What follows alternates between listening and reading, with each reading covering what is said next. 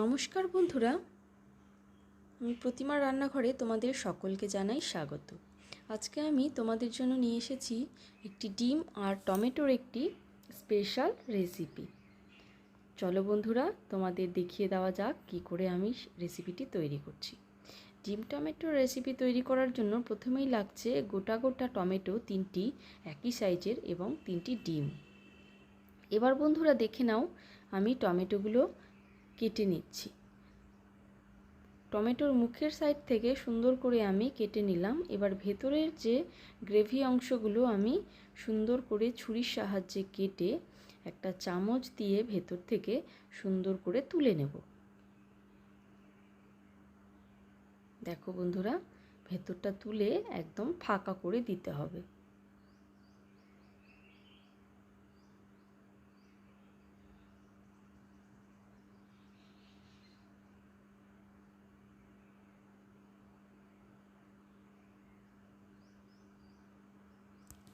দেখো সুন্দর একেবারে ফাঁকা হয়ে গেছে, রেডি। ঠিক এইভাবে আমি সব টমেটোগুলোকে রেডি করে নেব।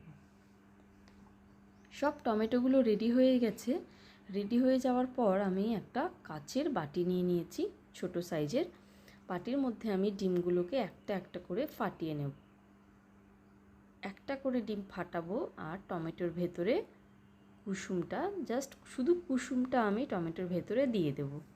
পুরো গ্রেভি দেওয়ার দরকার নেই, কুসুমটাই ফুলে খুব সুন্দরভাবে ভর্তি হয়ে যাবে টমেটোটা।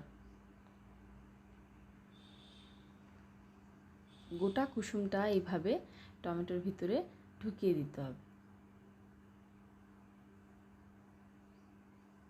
দিয়ে আমি এই টমেটোর ভেতরে যে কুসুম দিয়েছি তার মধ্যে আমি দিয়ে দেব একটু মশলা। মশলার মধ্যে আমি রেখেছি এখানে একটুখানি লবণ গুঁড়ো, সামান্য পরিমাণে লঙ্কার গুঁড়ো আর সামান্য পরিমাণে জিরের গুঁড়ো। ব্যাস, এইগুলো দিয়ে এবার আমি টমেটোর মুখটাকে বন্ধ করে দেব এবং নারকেল গাছের যে কাঠি হয় তা দিয়ে আমি সুন্দর করে পিন আপ করে দিচ্ছি। আপনাদের কাছে যদি অন্য কিছু থাকে তাও আপনারা পিন করার জন্য ব্যবহার করতে পারেন। আমি নারকেল গাছের কাঠিটাই পিন আপ করার জন্য ব্যবহার করেছি। দেখে নাও, সবগুলো আমি এইভাবে করিয়ে নিয়েছি। তোমাদের আমি একটা দেখিয়ে দিয়েছি, কিন্তু সব আমি এভাবে সুন্দর করে তৈরি করে নিয়েছি।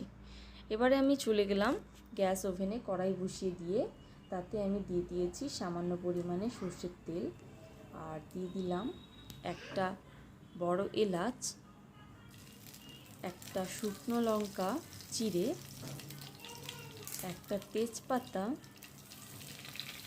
আর দিয়ে দিলাম সামান্য পরিমাণে গোটা জিরে। এই ফোড়নটা ভালোভাবে হয়ে এলে আমি এখানে দিয়ে দেব পেঁয়াজ কুচি।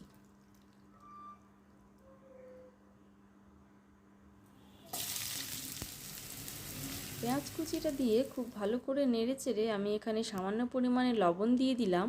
লবণটা আমি এই কারণেই দিচ্ছি যাতে পেঁয়াজটা খুব তাড়াতাড়ি সফট হয়ে যায়।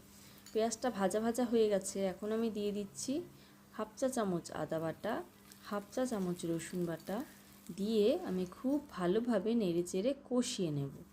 এখানে আমি বন্ধুরা দিয়ে দিয়েছি গুঁড়ো মশলা। গুঁড়ো মশলার মধ্যে রেখেছি জিরের গুঁড়ো, লঙ্কার গুঁড়ো আর সামান্য পরিমাণে ধনের গুঁড়ো। আমি তোমাদের দেখাইনি। এখানে আমি আর দিয়েছি সামান্য পরিমাণে জল মশলাটা কষানোর জন্য। তোমরা কেউ চাইলে কালারের জন্য রেড চিলি পাউডারও ইউজ করতে পারো। আর আমি এখানে দিয়ে দিলাম আর সামান্য পরিমাণে হলুদ। হলুদটা আমি খুব কমই দিয়েছি, হলুদটা একটু কম দিলে রান্নার রেড কালারটা খুব ভালো আসবে। আমি কোনো রকম যেহেতু রেড চিলি ব্যবহার করিনি, আমি এমনি লাল লঙ্কাই ব্যবহার করেছি।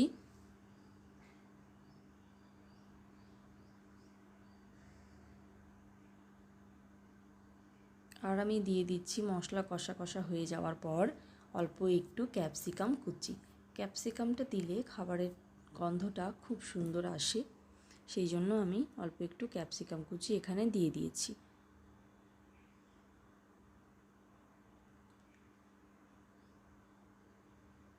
আর দিয়ে দিলাম সামান্য পরিমাণে জল।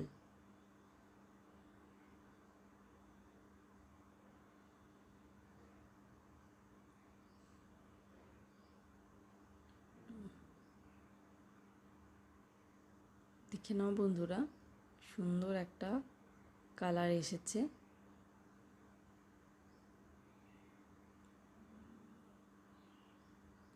জলটা দিয়ে ফুটছে, তেলও বেরিয়ে এসছে। এখানে আমি দিয়ে দিচ্ছি অল্প একটু চিনি।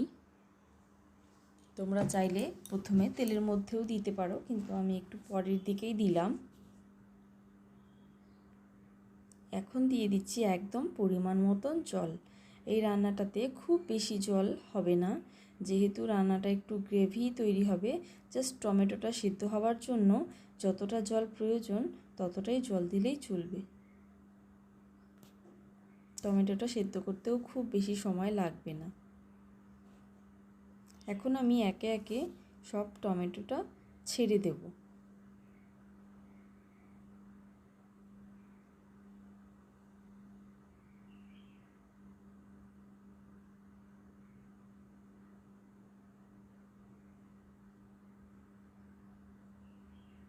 দিয়ে আমি ঢাকাটা লাগিয়ে দিলাম। এখন আমি এটাকে বয়েল হওয়ার জন্য খানিকক্ষণ রেখে দিচ্ছি।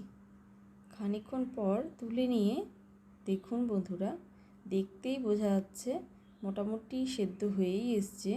তবুও আমি আর একটু কিছুক্ষণ রাখবো ভালোভাবে ভেতরটা সেদ্ধ হয়ে যাওয়ার জন্য। একটা টমেটো একটু বেশি পেকে গিয়েছিল, সেই জন্য একটু ইয়ে হয়ে যেতে চাইছে। আপনারা বন্ধুরা দেখে দেখে শক্ত টমেটোগুলো নেবেন। দেখুন আর বাকি দুটো টমেটো একদম সুন্দর বসে আছে, কিছুই হয়নি। আর একটা টমেটো একটু বেশি পেকে গিয়েছিল। এখন আমি এর উপর দিয়ে ছড়িয়ে দিচ্ছি কারি পাতা। আপনাদের কাছে যদি কারি পাতা না থাকে নাও দিতে পারেন। আর এখানে আপনারা যদি চান একটু ধনেপাতা কুচি অ্যাড করবেন, তাও আপনারা দিতে পারেন। আমি ধনেপাতা ইউজ করিনি, আমি এখানে দিয়েছি সামান্য পরিমাণে কারি পাতা। কারি পাতার গন্ধটাও খাবারে ভীষণ ভালো যায়, সেই জন্য আমি একটু দিয়ে দিলাম।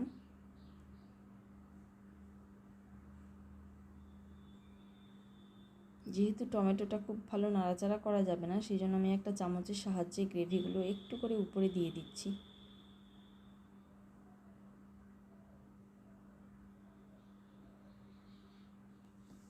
দেখো বন্ধুরা, এখন আমি দিয়ে দিলাম অল্প একটু গরম মশলার গুঁড়ো।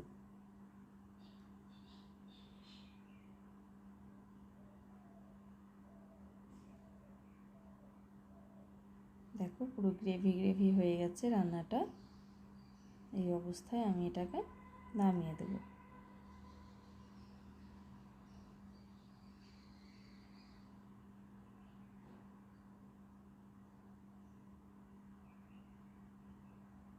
আমি নামিয়ে দিচ্ছি, সার্ভ করে দিচ্ছি। দেখুন সুন্দর করে আমি নামিয়ে দিয়েছি।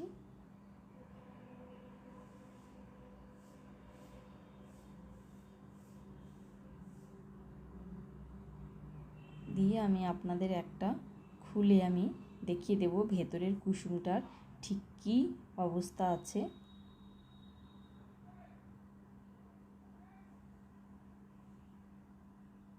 দেখুন একটা সরিয়ে আমি দেখিয়ে দিচ্ছি। কুসুমটা দেখুন সুন্দর বসে আছে একদম। আর কি সুন্দর হয়েছে কুসুমটা, দেখুন পুরো বয়েল হয়ে গেছে। আমার এই ভিডিও দেখার জন্য সকলকে জানাই ধন্যবাদ।